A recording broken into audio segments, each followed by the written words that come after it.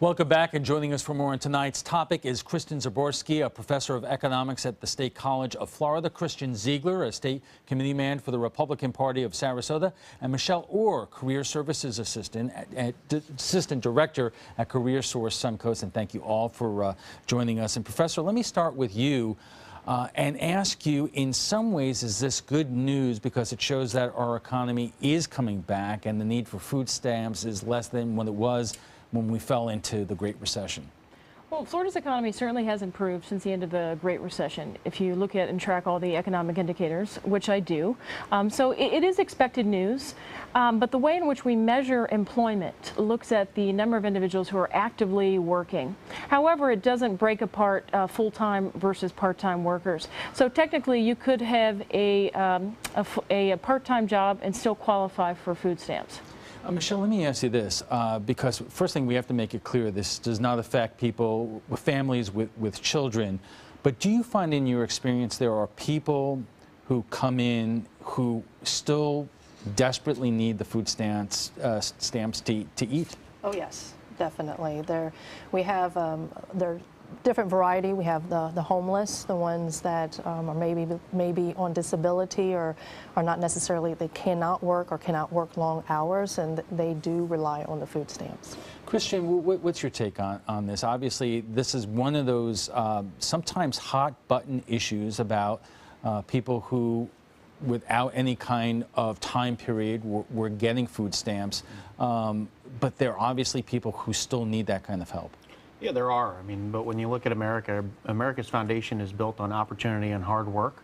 It's not built on handouts. And here we are really instituting something that's going to help these individuals be self-sustainable going forward by getting the job training that you guys provided with your organization, and really getting jobs, becoming employed, and being able to pay their own way going forward. I mean, you know, our debt is over north of $17 trillion, and that's a serious thing, and we need to find a way to really encourage people to work instead of sit back and just get benefits. Well, let me ask you all a couple of questions here, because there was one story that I read that raises the question about there is job training out there, but is there enough for the people who need it?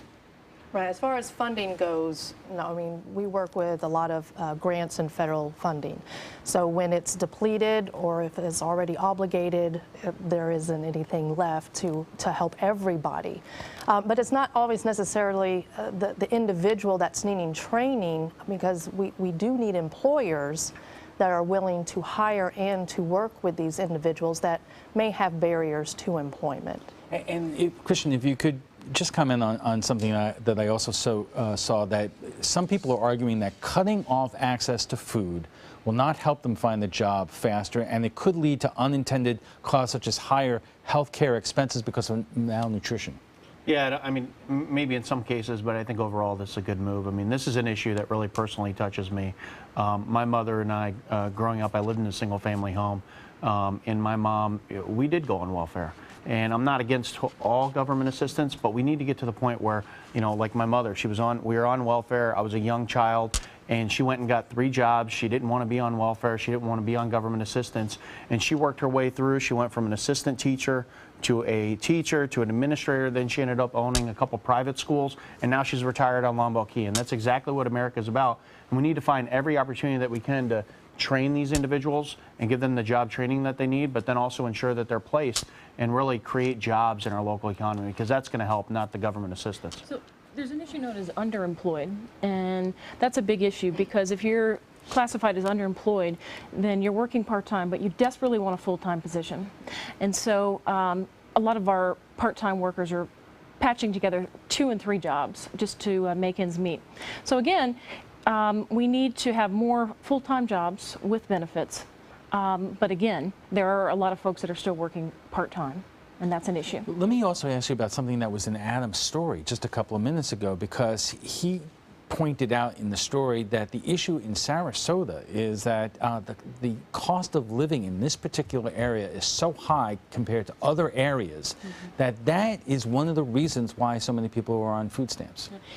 To me, it's unjustifiable, because I track inflation, and inflation is below 2%.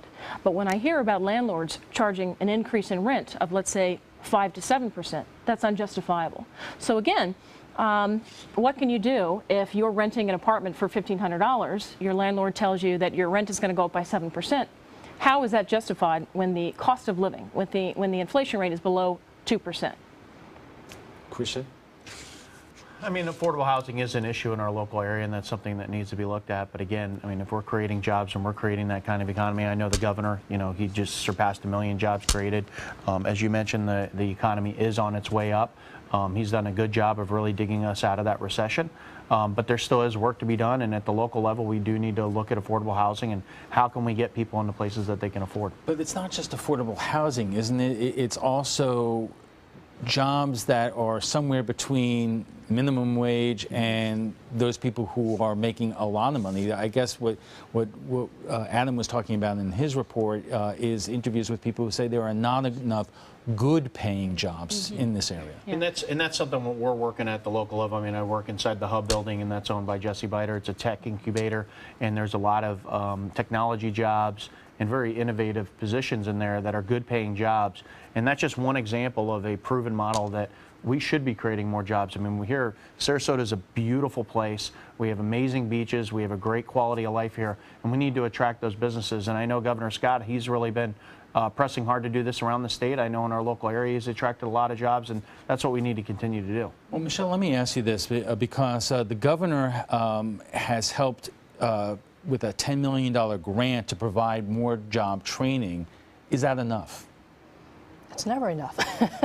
Not with the, right now, since the recession is pretty much is dwindling down, those individuals that are unemployed or underemployed are those with barriers to employment, which a lot of them, they do need additional training in order to be have sustainable wages. And so if funding is always needed. The recession technically ended in June 2009. A lot of people don't realize that. So we're in a full recovery right now, looking at the various economic indicators. In terms of the job training, the training only takes you so far, because you still have, the longer you remain detached from the workforce, your skills begin to erode. And so that's a problem. And we'll have to leave it there. I want to thank you all for joining us.